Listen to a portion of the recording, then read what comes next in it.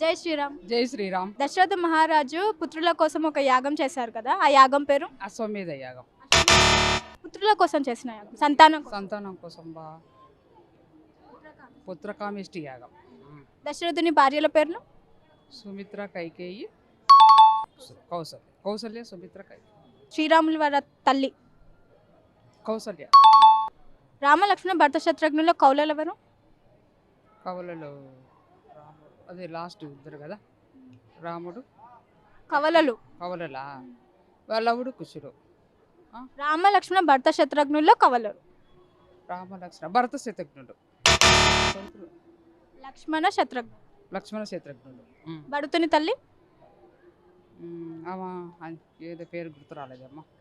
కైకేయి. రాముల వారు వనవాసం చేశారు కదా, ఎన్ని సంవత్సరాలు చేశారు? 11 సంవత్సరాలు.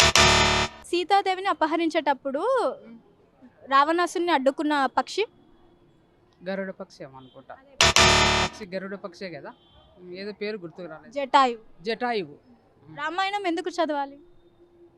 అంటే రామాయణం అంటే మనకు ఒక దారి చూపిస్తుంది అన్నమాట. మన లైఫ్లో కూడా కొంచెం దారి చూపిస్తుంది రామాయణం అంటే. మన జరిగినది ఆయన చిన్నప్పటి నుంచి చదివి పెరిగింది, మన జీవితానికి కూడా ఒక అర్థం రామాయణం, అంతే కదా. రాముల వారి దగ్గర నుంచి మనిషి నేర్చుకోవాల్సింది సత్యము, ధర్మము. సత్యమే అన్ని, ధర్మపాలన జరిగింది కదా అట్లా. జై శ్రీరామ్. జై శ్రీరామ్. జై శ్రీరామ్.